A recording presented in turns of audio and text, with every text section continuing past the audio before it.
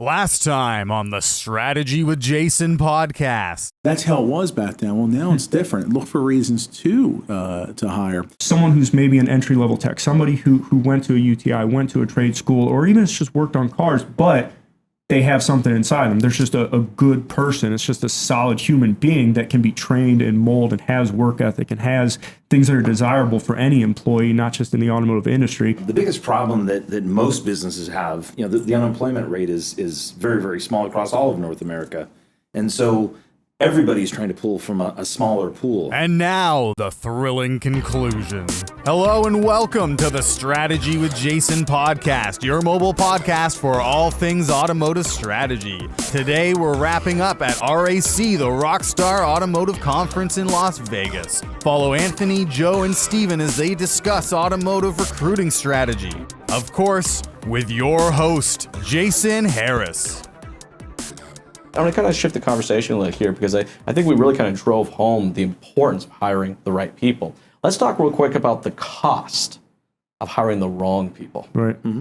Because there's a significant cost there. Yeah, well, especially in our industry. I think last year was 62% turnover or something like that. Yeah. And there's no industry in the entire world that gets away with that year after year after year. And you've talked about how it's worked so far, but at some point it is going to catch up with you. Yep. And if you just take the time to do it the right, I forget what the numbers are on it, but the cost to hire a new employee is obviously exponentially higher than the cost to retain your current employees. Mm-hmm. You have them right there. They were obviously motivated at some point. They applied to the job. They came in for the interview. They want to work for you. Take the time to develop that person instead of the astronomical cost of rehiring all new people every 2 months. And it's not just in the training and development cost too, but it's in the sheer cost of lost opportunity. And it's very familiar with that, right? Oh, absolutely. When you go that route, it's well, this person's struggling, that person's struggling. Okay, you hear those stories. Well, I'm not going to have them taken up. I'm going to send them home. They suck. Well, no, why? Are we putting forth time toward that? And also, it's very, very important that you balance your time, not just with the bottom third of your sales department, but you balance it out between the 6-car guy, the 12-car guy, the 25-plus car guy. Maybe he needs some encouragement and support.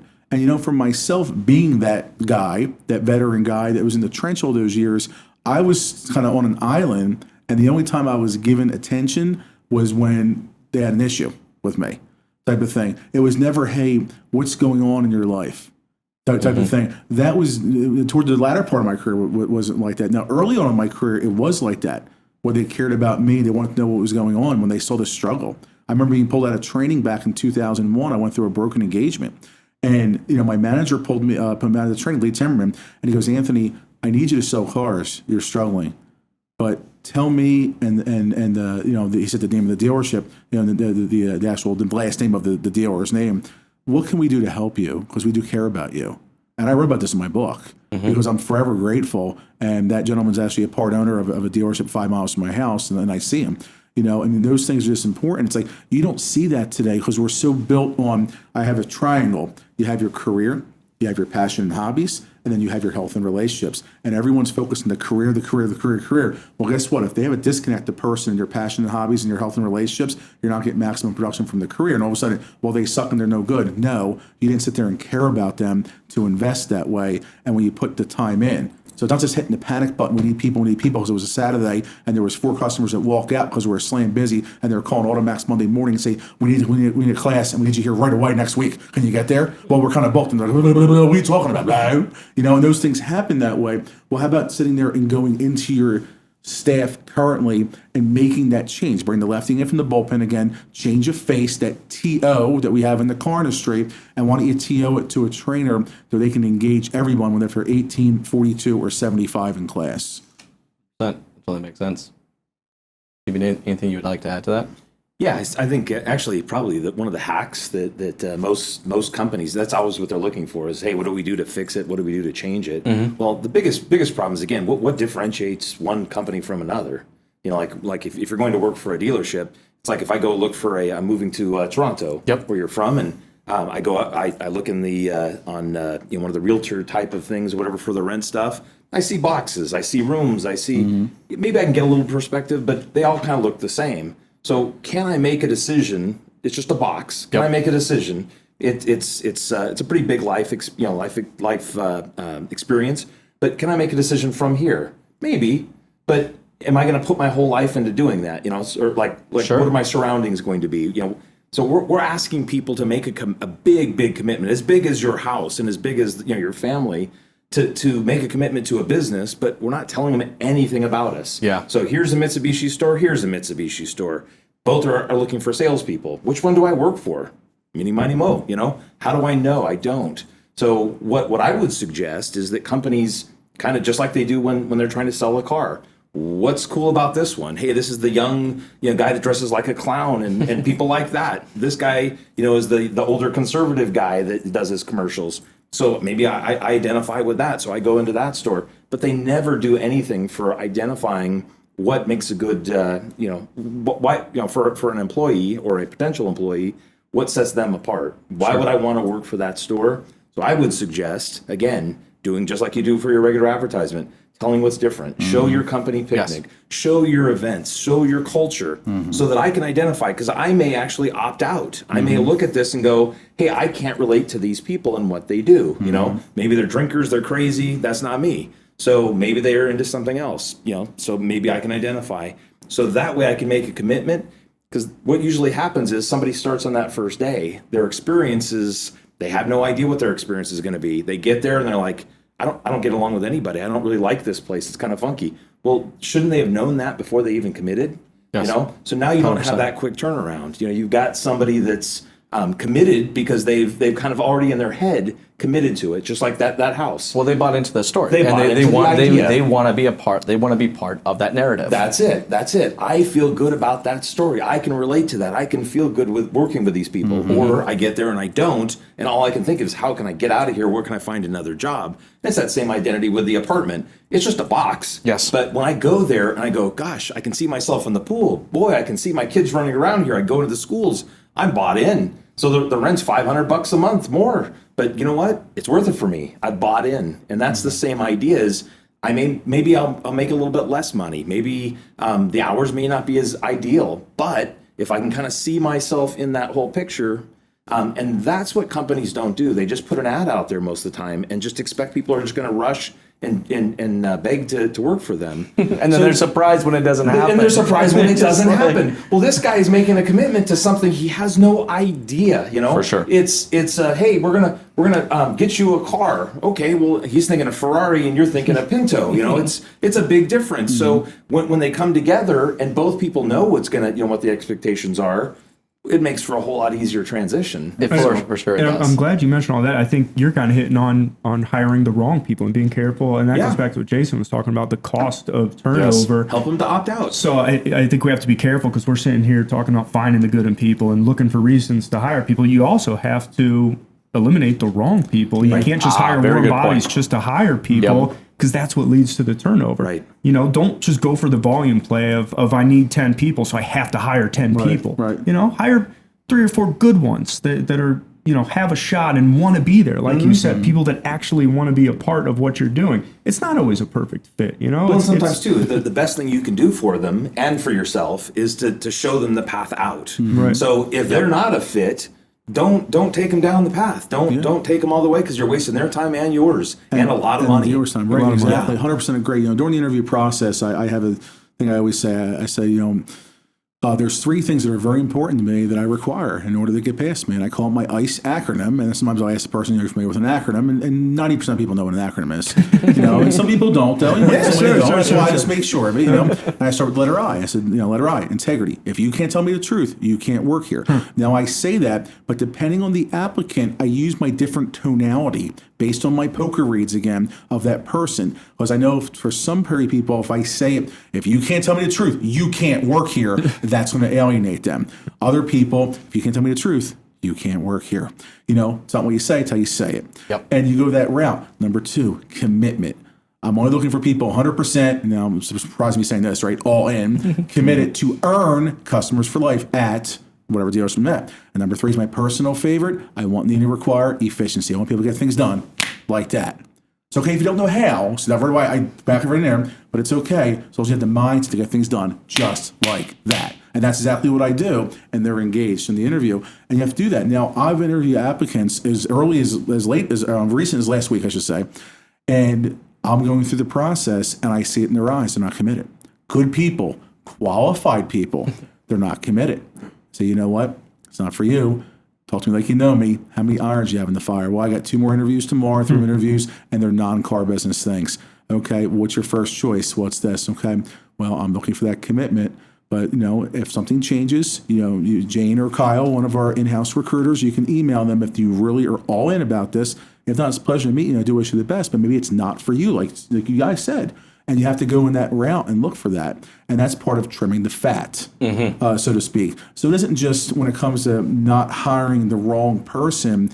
That could be, it doesn't mean that person's just an awful person and there's the Darth Vader or whatever, It's about good people maybe just aren't the right fit. And you have to be able to do that. And that's what mastering the recruiting process is. Are you willing to put forth that time to see that? Well, and I think that's a perfect leadway into kind of the next question I had for you guys, right? I mean, up to this point, we really kind of identified, what is the importance of hiring the right people? We've talked about why hiring them, with the ridiculous amount of turnover we have and just the loss of revenue for hiring the wrong people. Then the next part is how you do it. And, Joe, you started off and that great, it's just, can't be the jack of all trades and master nothing within your dealership.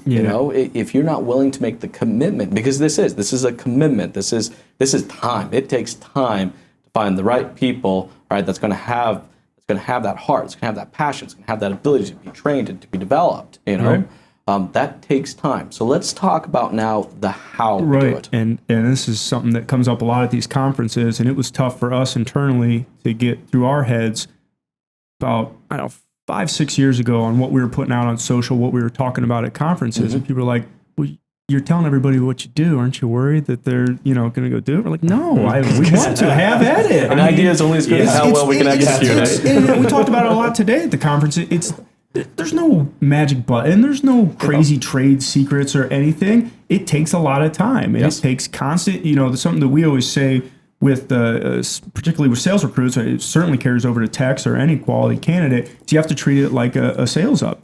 I mean, you have to be on that person immediately. As soon as people aren't going to wait around. Time to hire, anything that increases time to hire is going to reduce the odds that you land that person. So they apply, you have to, filter through the resume, you have to contact them immediately, you have to make it easy, you have to schedule them, you got to communicate with them however they prefer to communicate, text, email. I mean, everything involved in this process is very time consuming. There's some stuff that you can automate, but at the end of the day, it's a people business, and it takes communicating with people to get them into the dealership, to get them to sit down, for an interview, and then the interview is a whole other one. And you can certainly touch on that. You know more than I would, but it's just the things that even lead up to the interview are very time consuming. And I talked about casting that wide net. It's not enough to just post a job here or post a job on ZipRecruiter or wherever it may be, post a job on Indeed. You got to be everywhere. Yeah. It's got to be out on social. It's got to be on LinkedIn. It has to be 100% visible. And even that, with unemployment this low, isn't enough a lot of times. So we do a lot of proactive stuff now where we're doing resume mining. We're going out and grabbing people and bringing the opportunity to them instead of waiting for them to come to us. That's where we find 95% of our good technicians, our A, B level technicians. We have to contact them. They're not going to apply to the ad. Quality technicians. That's time. I mean, you got to sit down and you got to call them. You got to hound them. I mean, like I said, you have to go to them. You have to be proactive. You sit there and just wait for people to come to you more often than not, it's not going to happen. And then that, like I said, leads into the whole other second part of it is not just the interview. It's sitting down and interview with them. It's spending a little time with them, like you said, building up the confidence, even if it's not hard training. I mean, a lot of times we're only in a dealership for 5 days, and 3 of that is sitting down to interview people, which is time consuming. That's right. And then in 2 days, we're not reinventing the wheel on training, but you're instilling confidence, you're getting them comfortable with the dealership, and then probably the biggest thing, you're helping with that onboarding, that transfer. That first day is where you lose a lot of new recruits. They get set in a corner with a stack of paper. Hey, go fill all this out, and then, I don't know, follow Jim over there for a few days. Here's the keys, here's the brochures, and here's your badge. Right. Everybody wants to feel wanted. including us four at this table. We all want to feel wanted and desired. If I didn't feel wanted and desired with AutoMax, I probably would have left. It's very, very important. But this is what ends up happening in the interview process. Imagine this. You're working 2 deals at once. There's a third salesperson. He's an appraisal. Behind him is the ASM looking for a $1,500 okay for a used car safety check. Behind him is one of the girls in accounting looking for clarification. We're putting the back screen from a deal 2 days ago. The owner's text you how many deals you have for the day, and you haven't gotten to your CIT meeting. You have $500,000 out in the street. Now, your receptionist comes up and says that interview such as a week ago, she's here. Then what's your response? All you want to do is eat a cheesesteak because you have a cheesesteak sitting there half cold because you haven't eaten it the whole time. That is reality in dealerships. Yeah. Yes. Now, go fill the application out. Now, in 14 minutes and 22 seconds, she fills it out. But you don't sit down with her until 41 minutes and 22 seconds later. So for 27 minutes, her wheels are turning. She's thinking things and overthinking things as applicants do. And now when you come there and you're interviewing her, is your mind focused on the interview, or is it focused on there are 8 or 9 things you have to do? And then you wonder why they don't come aboard. Or even if you get past that, even if you do choose to hire them, you get past that point, like Joe said, the onboarding process is skewed. Let's just go through this, background this, drug test, those things are important, we have to do it, yes. But you drag it out for a week and a half, 2-3 weeks. Well, when a customer says, yes, I'll purchase the car, do we say to them, come pick it up 8 days from now?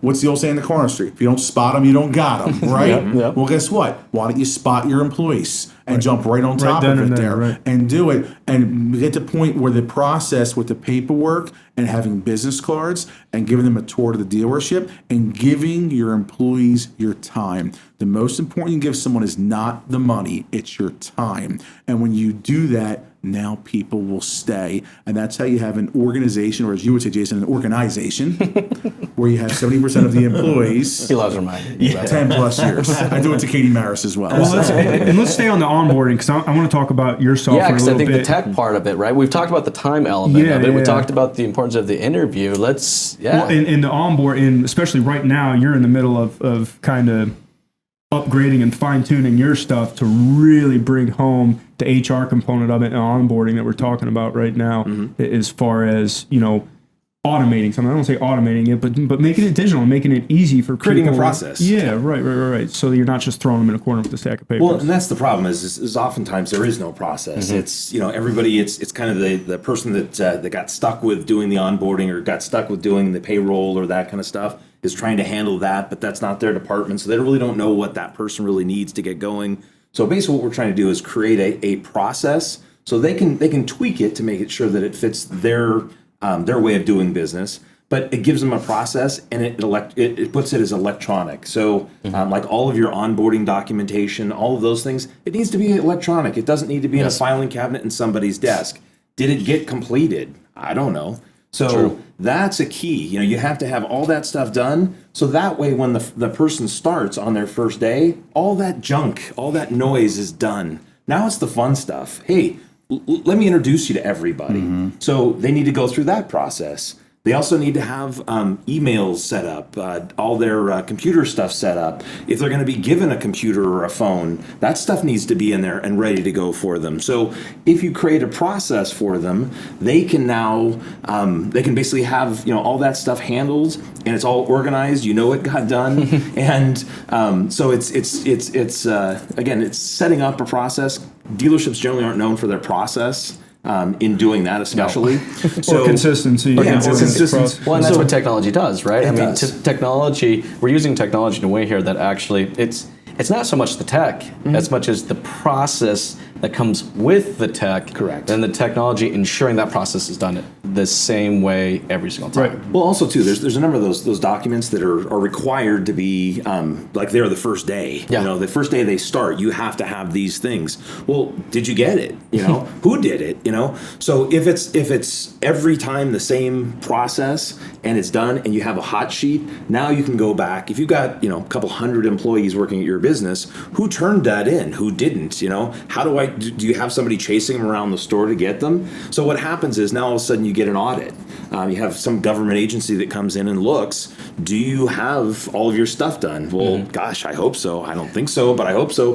With this, or with something like, a process, mechanizing it, now all of a sudden you know that stuff's been done. If not, that person's been on that hot sheet for a long time. And plus, for their experience, when they come in, all the stuff's done. Yeah, that's what it's all looks about. organized. And hitting the ground running, like you said, and getting to the fun stuff. Like they get to the fun stuff, and it's organized. They don't feel like it's chaos.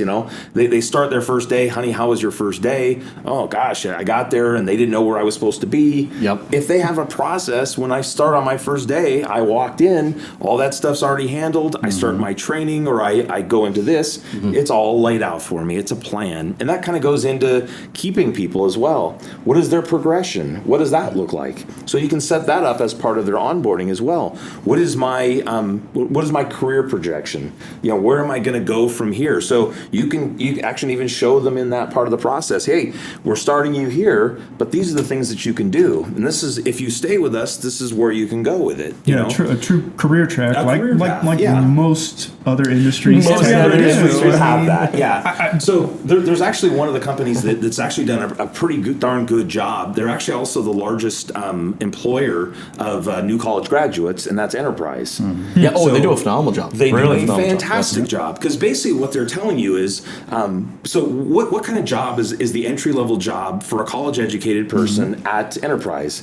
You're going to wash cars. You're going to deal with really shitty people at the airport. You're going to run around in the inclement weather, grabbing cars, washing cars. You're going to be doing all of these things. And by the way, we're not going to pay you that great for that degree that you have. But what we're going to do, here's the carrot. We're going to show you the career path. If you're here for 2 years and you excel at your position, you're going to be at this position, and now you're going to be, instead of making $30,000 a year, you're going to be making $150,000. Okay? In 4 years, if you stay with us, you're going to be a district manager, and you're going to be making $220,000, and you're going to have all these people working for you. So now you start to build that narrative in your mind. Where am I going to go with this? This is not just a job. This is just not a path. That's how they're able to lure these people in. It's not a job, it's a career. Right. And here's our career path. And this is what you can do and how you can do it. If I just throw you out there and say, hey, go deal with those horrible people at the airport, and go wash those cars, I'm going to be like, gosh, how can I get out of here? How fast can I get out of here? But if I start thinking, if I do the right thing, I got a way to go here. It's all presentation, and also they do an internship as well that they do. Yes. That's all I wanted to say. So. Well, and that's our competition. You talked about your competitors. Yes. It's not one Mitsubishi dealership and the other Mitsubishi dealership. It's sell cars or do something else. And they have the ability, and there's options out there. And like you said, with the lower talent pool, it's the demand for talent, it far exceeds supply right now. So you got to offer something, you got to change something, and you got to compete with those type of industries. Well, you hit it right on the head. If the industry is trying to hire more women into the industry, and also we're trying to find more college educated folks, because they maybe can relate to more, they have maybe a different perspective on things, especially with the new tech that's coming out and stuff that businesses are having to deal with.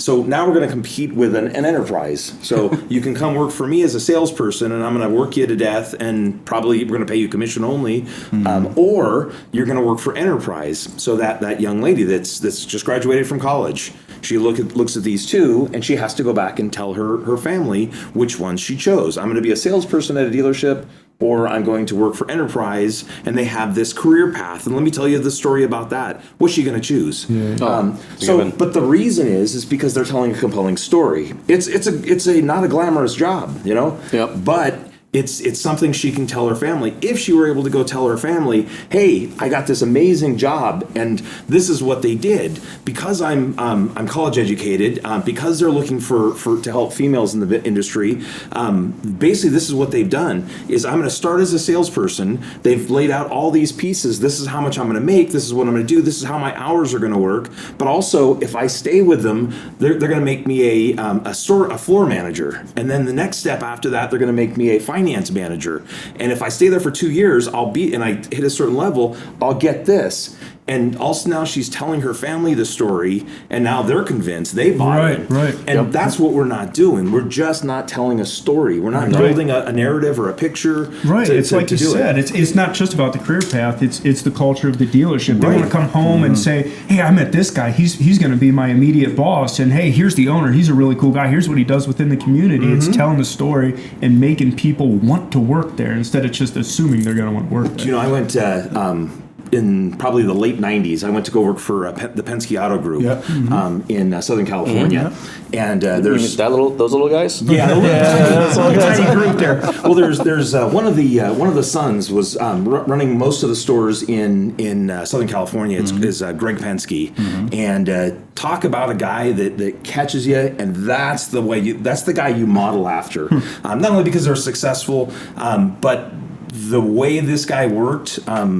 Absolutely, he was one of those guys I idolized and looked up to because of the way he treated people. So this guy, again, the family's kind of known for it as well, but extremely brilliant. Just one of those guys that's photographic memory, could just do things, just amazing stuff. So at the time, I think they had about 10 stores, and once a month, he would go drive to each of the stores, and we would do these manager meetings. And this guy would come in, and I would sit there and remember my used car stuff and what I've got going, what my wholesale profit or loss and all these different things. And there was probably 7 or 8 of us in this meeting, and he would show up to each store. Ours generally was probably one of the last that he would come to on his trip, on his trip. And so when he would sit down with us, he would be able, from his head, to be able to go through each guy's different numbers. And we're trying to remember them ourselves, but he'd already gone to 9 others or 10 others. Wow. And he was just that guy. But what he did that impressed me more than anybody I've ever seen is a porter that maybe just started a week ago. So he would go, after we were done with our meetings, he did it every single time. He would walk outside with us, and he would go to the technicians. He'd go to the porters. He'd walk around and greet people. That's right. And he had thousands of employees, but all of us had these little ID cards that we used to scan into different things, and we all had to wear it on these little lanyards and stuff, or the little clippers. I think what he did is he would memorize everybody's name and their picture. So he would walk out, and he would walk up to a guy and, hey, like the brand new porter, John, glad to see you. Thank you for working for us. How are things going for you? And this young porter that's sitting there is going, how the hell does this owner of this big business know me? And he just took the time to come and say hello to me. Right. That impressed me more than all of the memorization, the numbers, that he would take the time, and he did it every damn time. Well, and think about what you just said. It impressed you. It's like I was talking about earlier. That guy. Your employees noticed that. Oh, yeah. And then it just spreads. And now it's how many years later, and you're talking to the camera right now about the Penske Motor Group. And you know what? And they don't even need the plug. But because they do it the right way. With him is he did it the right way, and he made such a huge impression on him, and they just did everything like that. Just their whole culture. When we first started there, they would have everybody go to Longo Toyota, and they would do they had a training session, and that was general managers, porters, everybody, and you had to learn the culture. And that's what he did. Is he set the expectation. This is what I do, and this is what I expect of all of you guys. The general manager sat next in the same training class to the porter, because this is how we do things. Sure. And it's about being the person feels they're part of the future of the organization, is what it comes down to with it. Bryce Harper signed a 13-year contract with the Philadelphia Phillies. The reason why he chose that is because he wanted the longevity. He wanted to be part of the future of the organization. That was very important to him. And you have that. And now when you feel that future, now the presentation when they come home, how was your day to the significant other, brother, sister, whoever it may be. Now when you go that route, they have that desire in their heart. So now you don't have what ends up happening a lot of times with employees. The people that love you the most block you from opportunities and advancement. Well, now when those people say, well, are you sure you want to do this? Commission, sure, the car industry, this, that. Now that person rises up and says, no, I believe in myself because they believe in me too. Because one of the things I ask in my trainings is, what did anybody try to get? Was anybody made an attempt to be talked out of coming today? And they put their hand up. Talk to me. What happened? My mom said this. My dad said this. My sister said this. My brother said that. Whatever it is. My boyfriend told me no. Type of thing. But you're here, aren't you? Why? Well, Anthony, I feel like in the interview process, you believed in me. And that's one of the biggest compliments that I love to get is when I get a text message, and I actually had 2 of them this week since I've been here. Thank you for believing in me. That's the whole key. Are we making the employees that feel that they believe and they're part of the future? When they do that, now they'll stay. Right. Bryce Harper left money on the table, by the way, to do that. Yes, he did. To have the longevity. Yes, he absolutely could have broke it up into shorter contracts. In 5 years, that contract will look like a deal. Right. People signed it. So he wanted to be a part of something. He's like, I don't want to move again. This is where I want to be. Right. Well, he bought into the story, he bought into the narrative, and he wanted to ensure that he was going to be a part of it.